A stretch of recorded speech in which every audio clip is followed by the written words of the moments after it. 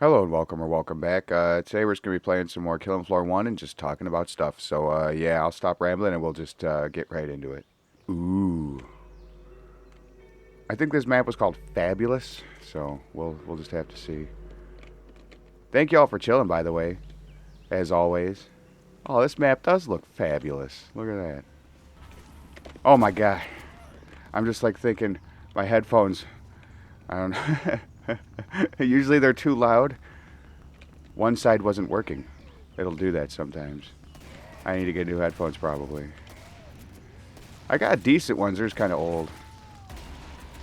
But it's always been to where if I turn them up all the way or whatever, it'll like get in a weird... It hits like a weird bump, you know, where only like... Oh my god. Where only one side works. So that's always kind of been that way. But they're really good headphones. I can hear everything all around me. No complaints other than that. Except for it was just a little loud then. Haha, it was loud. Anyway, I watched a movie the other night when my internet decided to just like not work. I don't know. They worked on some shit. Really aggravating. But I watched a movie. We will talk about that one. Anyway. Ah. Oh, and it's not like one that'll take a million years. What is it? Let's see. Yay. Let's see. I like surprises. Oh. Oh, God. I hate it. I picked up a machete, and for some reason, even though the weapon sucks, it says it's better than my shotgun. Don't really understand that one. Yeah, I got an AK. It's useless to me. I'm going to sell it. Anyway, yeah, that movie that I watched was 1408. I don't know if you guys ever seen that. I would imagine a lot of you have. John Cusack and Sam Jackson's in it for like 5 minutes, so I guess you can count him as being in it. Yeah, that's a Stephen King novel. I gotta watch my health. I'm so used to doing things differently, and my damn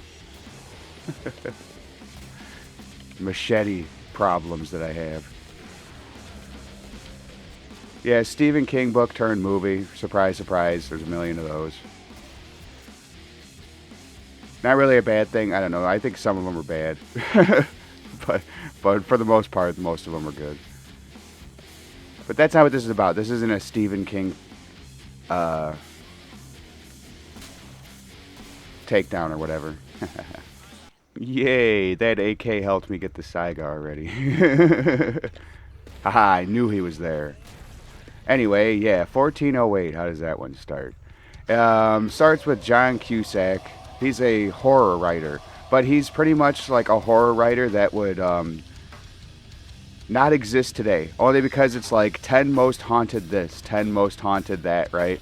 I mean, how many YouTube channels are there of people doing that are actually probably pretty successful? How many of those list horror channels of spooky videos and shit like that are there? And they're pretty profitable, I guess, man. I don't know. That's not what this is about again. But anyway, I wanted to make that point. He's pretty much a YouTuber, but he wastes paper, you know. Anyway, yeah. So he doesn't really believe. He's never really seen any, creepy, or what does he call them? I can't remember what he calls them, but he definitely is. What is it? Patronizing and mocking kind of towards it. You know what I mean? He just does it for a living. Like he gets it, but he doesn't.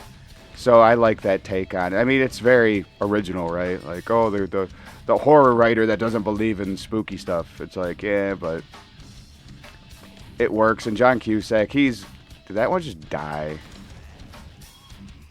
No. Okay. Wait. What? Maybe. I don't know. But anyway, yeah. No. Like John Cusack, I like him. He's a good actor, and he does a good job in this one playing that the kind of role he's expected to. I don't know. The damaged writer. We'll get into it. We'll get into it. Yeah. Yeah. Good song. Anyway, yeah. So it starts off with him staying in a haunted house made into a bed and breakfast, I believe. And it has its, whatever history. I can't really remember exactly, but people died there. People were murdered there, probably. But that's kind of not the point, I guess. What he does is he does his he does everything like a ghost hunter would do too. So it's not like he's just a writer going there to just like observe and wait for something spooky to happen. He like pulls out the EMF reader and all that shit, you know. He pulls out all the fancy ghost hunting shit, you know. Oh man, normally I would just like bash, but this ain't KF3. I hope for a fucking update on that soon. But anyway, the fuck was that? Okay. I mean, I'm not going to argue. Killing floor doing killing floor things. Oh my god, I knew I heard it. But where were we? Yeah, so he was writing that. He stayed in that place for a book, and like I said, he's like a ghost hunter as well. He does all that whatever ghost hunting shit. If you've seen a ghost hunting show, you know exactly what he does. But and he's never gotten anything, so that's his whole thing. And then all of a sudden he stumbles on. I can't remember how he stumbles on The Room. That's so on par for me in this channel, right? It's like forgetting some things. But hey, you know what? It adds to a conversation, and it also hopefully makes you guys go out and watch the movies yourself because, you know, they're good movies, and they're worth it. And they're usually pretty accessible. The ones that I watch are usually on some streaming service, whether that be free or, you know, maybe you have the DVD. Maybe you own the movie or something. I don't know. You'd be surprised on how many people just own random-ass movies. I found 1408, a brand new DVD. Brand new DVD, unopened. You know, just chilling in my house. So, that's how I watched it. Plastic was still on it and everything. It's amazing. Yeah, so he finds this one. It's in New York. Oh, maybe I think it might be like his publisher or somebody brings it up to him. I can't remember. But they try and talk him out of going because, you know, he has a dark history. It's in New York, and I think he's based in California. Ooh. So, oh man, I forgot how easy they were here. Yeah, based in California. He has to go back to California where his wife lives, and you know we'll get into why he's not there anymore. But so it's just he was like, it's for a job. I'm going to be in and out. I'm going to stay at that hotel for a night. Yada yada, whatever. Well, he gets there, and the entire time, I think, even when he's trying to book it on the phone, people are acting weird. They won't let him book it because it's like it's a haunted room connected with lots of self endings and whatnot. You know, so they don't want to. They don't want to put it out there. But then, I guess there's a thing, I don't know if this is real or not, but if it's listed, they legally have to rent it to you. You know, so like if it's available and it's not like oh my god, and not like a closed room, you know, not like it's like permanently shut off. But they don't. The reason why it's not permanently shut off is because they don't want to like the owners don't want to like raise any like false alarms or whatever, validate anything, I guess, or something. I don't really know. But they don't close it for like HR reasons or whatever, you know, or not HR, PR relations, like public relation. You know, there's nothing wrong here. Yeah. So he gets to the hotel. Oh, hey you want to be a thumbnail? Yeah, bitch. Alright. Well, she flopped around a little bit. Yeah, so he gets there, and then Sam Jackson, he's like the manager of this like fancy hotel, right? And oh, it's one of them. Yeah, his head just went bop. He's like a manager, big fancy hotel, so he's trying to like talk him out of like not staying, you know. And John Cusack being the writer and the guy and whatever, he's sitting there like, you're just playing it up, you know. You're just selling it this whole spooky. Oh, it's a spooky haunted thing. You can't stay there. People have died and yada yada. I think all in all, 50-something people have passed there in that one room. Oh man, in that one room. Like over the years, so like whether it was natural or unnatural, chances are it was all unnatural and it was all spooky happenings, you know what I mean? But he's very combative, and he's not wanting to let him stay and all this, but like legally he can't say no necessarily, you know, because like I said before, you know. Oh, she coughed and it blew up the grenade, bitch. But eventually, you know, after even like bribing him with an expensive bottle of liquor, you know, Sam Jackson thinks he has him. You know, he's like, here, you could have this book You can go through this book of like everything that's happened there and yada yada yada, and you can have this expensive liquor if you don't stay in that room. Well, I think Johnny takes everything anyway. I don't know if he takes the book, but he takes the liquor, and he goes and stays in the room. What are you doing? What? Back and forth, back and forth. Okay, that was pretty pathetic. Yeah, so he gets into the room, right, and he settles down. It's just normal for the first little while, you know. Like the scariest thing to him for a minute is the fact that the beer nuts are so expensive. I don't know, you know, those fancy hotels, they got the snacks. I don't know. I don't have that kind of money, so I've never stayed in a room like that. but you got to pay for them snacks, not free, and it's usually absorbently priced regardless. But anyway. After a while, well, they set it up as like the thermostat's busted, so he calls somebody up, right? Well, I'm gonna kind of blaze through this a little bit, so if I miss stuff or skip stuff, I apologize. The point is yeah, like I said, we're just chilling. You can watch the movie. This isn't a review or anything. Yeah, the thermostat's busted, and it shows that like the maintenance guy won't even come in. Like he's like, fuck that spooky haunted room. And so he teaches him how to fix it himself. You know, just open up the thermostat and fucking knock the little cylinder. You know, just tap the cylinder and it'll start up. So that's what he does, and the guy just fucking dips. He's not there to like even receive a tip or anything, you know. He's just gone. He don't want anything to do with that room. But right after that, or sometime after that, shit just hits the fan. Oh, come on. That couldn't have been like shit hits the fan and then a headshot, man. Killing Floor actively makes me look like shit. That and my skills actively make me look like shit. Yeah, like at first it's all just shit that like, that's just unnerving. Like the toilet paper that he takes a piece of, like it all of a sudden is like back to being folded nice and everything. You know, like the fancy setup for the toilet paper, they'll like fold it or whatever. I don't know. But, man, like, they're giving me like no routes. Or like there's mints or chocolates on the pillow now. Like after he just looked out the window or something like that, like he turns back around, there's mints on the pillow or chocolates on the pillow, I think. He's like, man, he's like, he's like, the first time I have something like this is paranormal to him, right? He looks around, there's no way anybody's in the room. So like, this is his first paranormal experience technically. So he's kind of excited about it a little bit, you know. He's just like, oh, a ghost that offers turn down service. How interesting, you know. Like, that's kind of funny. Like, he's just, oh no.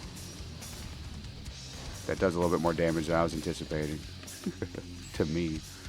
But,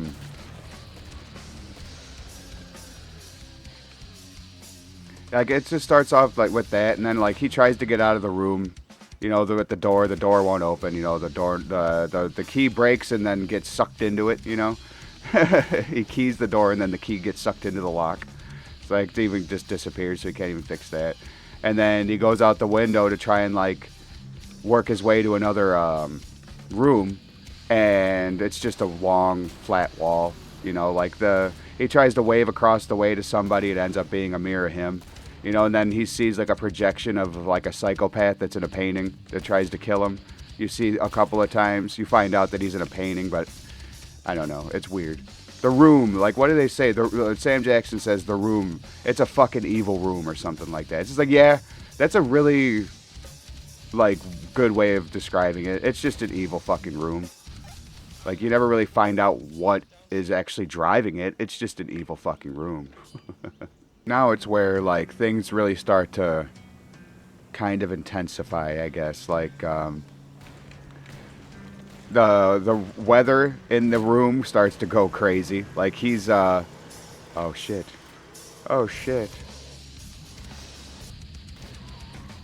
But yeah, the weather changes, it gets really cold, right? And then he's like building fires in there and trying to stay warm. And then like it floods to where the room is like completely flooded, and then all of a sudden he wakes up like during a surfing accident. Because he also surfs, because he lives in California, you know. Everybody that lives in California surfs. I know that, you know. But oh my god, I gotta change. Oh, I can't. Why can't he change his weapon? That was goofy as fuck. Not gonna lie. What the hell was it?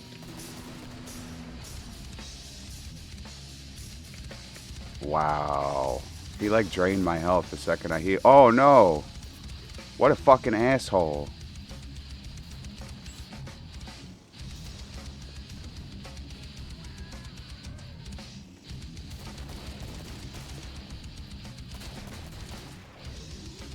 Wow. Those guys were fucking draining me, man.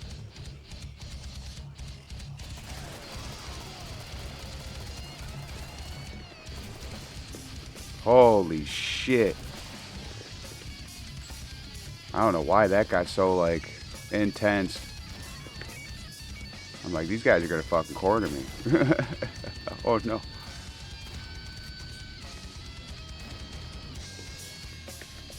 Yeah, so now he's out, right? Now he's in the hospital. He's got his wife that he hasn't seen next to him in a while. She flew out just to see him, you know, and then, like, enough time goes by to where he's able to write a book and publish it, I think. I don't remember. But, yeah, a lot of time has gone by. You know, he's back with his wife. They're working things out. And then he goes to the post office, and the people in the post office start then dismantling the post office. And it reveals that he's still in the room. Dun, dun, dun. Hey. Oh, there's no point. There really ain't no point. But hey, look at that. Another check. Yeah, so I think before he got out, there was a point where like he had like a little meeting with his dad. I don't know. I guess his dad was a bastard, and he like I don't know. I guess he was like either he was dying or he was in a mental institute. I can't really remember. But the guy's he's just an asshole. But he's only there for like a minute. I figured that was just worth mentioning because the next part is pretty heartbreaking because his daughter had gotten sick and died. You know, like she got sick, cancer or something, and you know, there's parts throughout the movie where they're kind of showing, you know, the support. Like they were what the parents were kind of, you know, the build up. You know, the little girl getting sick and then her being in the hospital. The little girl accepting it pretty much, and then the aftermath with the parents. Like he couldn't handle it.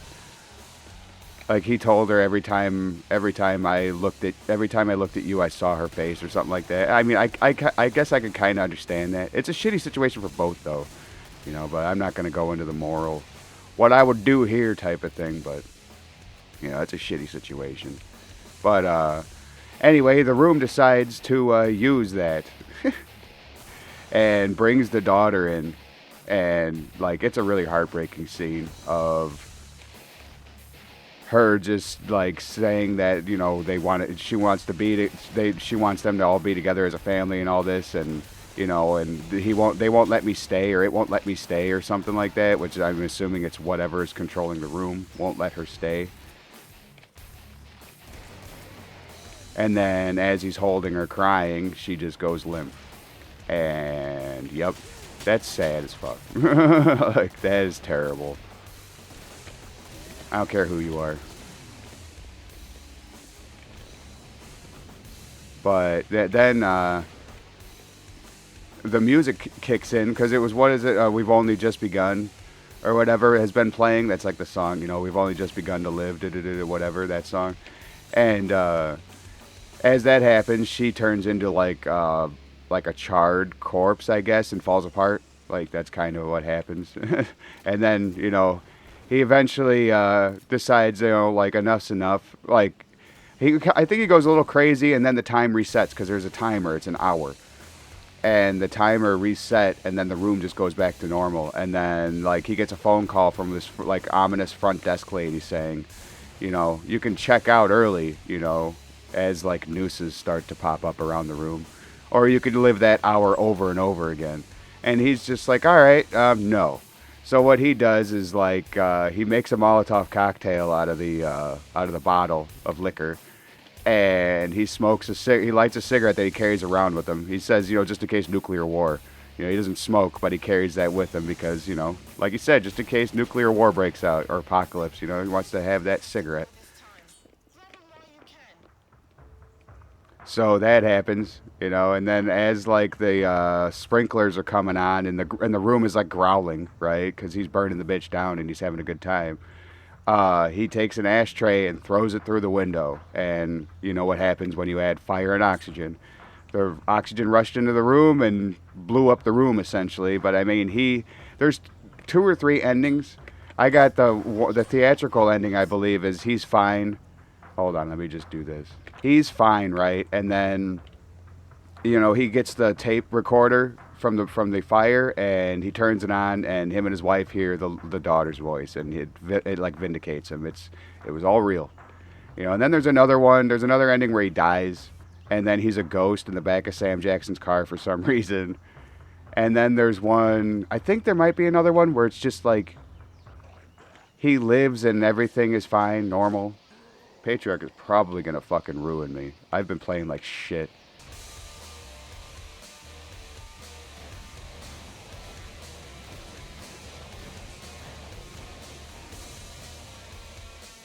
Damn it! Why did he switch his fucking weapon? Where is he? Yeah, bitch. How do you like that? Yeah, boy. Yeah. Well, if you stuck around this long, I really appreciate you. Yeah, to finish that final thought, I think there was another ending, and it's just like, whatever, life goes on type of ending, very generic. So, I don't know. I really enjoy the movie. I think it's one of my favorite, I guess, basic ghost story, like ghost movies. Like it's a good story, like carried by good acting. Yeah, John Cusack really does do some heavy lifting. But I don't know. Usually when you say that, it's because it's a weak script. It really wasn't, I guess, a weak script or story. It's just kind of basic, kind of. But then it's also like a 20-year-old movie. So I don't know. You can call it relatively original, I guess, for the time. But I don't know. Everything's been derivative for how long? Yeah, I don't know. It's hard to be 100% creative nowadays. But I don't know. What's your favorite scary movie? What's your favorite ghost movie? I don't know. Let me know. Maybe I'll check it out and ramble about it in a video. I don't know. But anyway, I'll stop ranting and rambling and let you get on with your day or night. If you would just please consider doing all the things that YouTube likes and that I appreciate very, very much. Thank you so much for hanging out. It really does mean the world to me. You have a good one, and I will catch you on the next one.